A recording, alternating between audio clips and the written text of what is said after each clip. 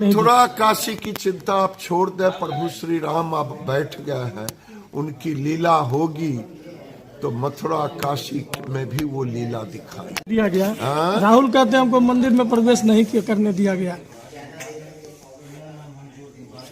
उनके भाग्य में ही नहीं था। केंद्रीय मंत्री गिरिराज सिंह एक बार फिर विरोधियों पर जमकर निशाना साधा। इस दौरान केंद्रीय मंत्री गिरिराज सिंह ने कहा कि अयोध्या में रामलला का प्राण प्रतिष्ठान जो हुआ है पूरे देश विदेश में गूंज उठा है। इस दौरान केंद्रीय मंत्री गिरिराज सिंह ने कहा कि देखिए, नरेंद्र मोदी जी ने कल ही पूजा अर्चना करने के बाद उनके दृश्य को देखकर गोविंद महाराज जी कोषाध्यक्ष जो थे उन्होंने जो शब्द का प्रयोग किया वह अलग बात है, लेकिन नरेंद्र मोदी जी ने 500 साल से ऊपर लगे कलंक को मिटा दिया है और जाकर प्रभु श्री राम का मंदिर बन गया और तैयार भी हो गया है, प्राण प्रतिष्ठान भी हो गया है। और बेगूसराय पहुँचते ही केंद्रीय मंत्री बेगूसराय के सांसद हैं। प्राण प्रतिष्ठान होने के बाद इस संबंध में सुनिए भरकता बिहार के इस रिपोर्ट में। बेगूसराय से भरकता बिहार के लिए अजय शास्त्री की रिपोर्ट।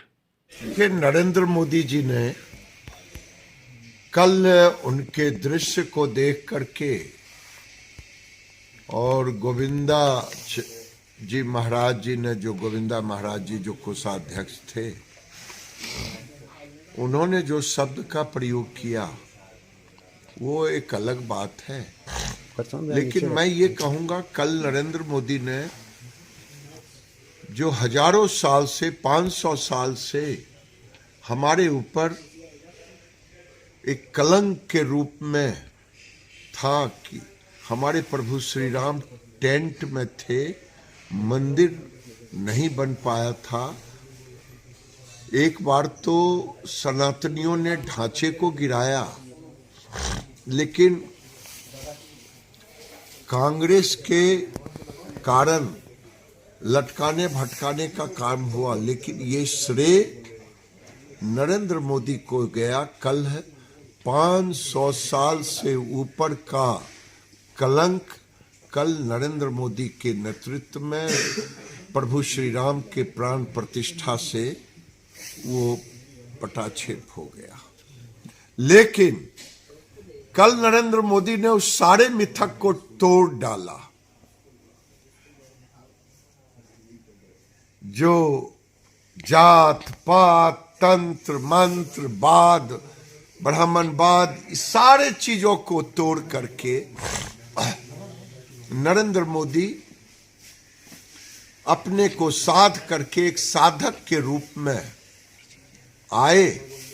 अब भारत को नरेंद्र मोदी के नेतृत्व में इस अमृत काल में एक तरह से सनातन के पुनर्जागरण का दृश्य दिख रहा है। मुझे तो लगता है कि अब नरेंद्र मोदी की भूमिका देश के साथ साथ दुनिया में, देश के बाहर जाएगा। और कभी गीता में कृष्ण ने कहा था, यदा यदा हि धर्मस्य ग्लानिर्भवति भारत अभ्युत्थानम धर्मस्य तदात्मनम सृजाम्यहम्।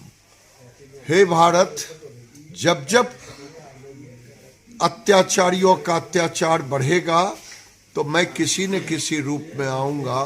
तो मुझे तो लगता है कि नरेंद्र मोदी आज उसी रूप में आए हैं, क्योंकि आज सुदर्शन चक्र का जमाना नहीं है। आज प्रभु श्री राम को रावण का वध करने के लिए तीर धनुष नहीं लेना है साथ में। आज की जनता बटन दबा करके तीर धनुष चला रहा है। अब नरेंद्र मोदी ने भारत में त्रेता युग की स्थापना के साथ साथ अब विश्व में भारत को विश्व गुरु बनाने के लिए अब इनकी भूमिका होगी। यही दृश्य कल दिख रहा था नरेंद्र मोदी के चेहरे से, नरेंद्र मोदी के कृतित्व से, नरेंद्र मोदी के वाणी से।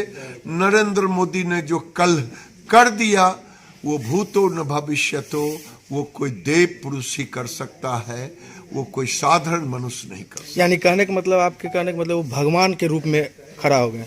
भगवान नहीं आप कहें, लेकिन एक ऐसा पुरुष जो साधारण पुरुष से नहीं हो सकता, एक ऐसा पुरुष जो समय समय पर महादेव की दया होती है वैसे पुरुष अवतरित होते रहते हैं।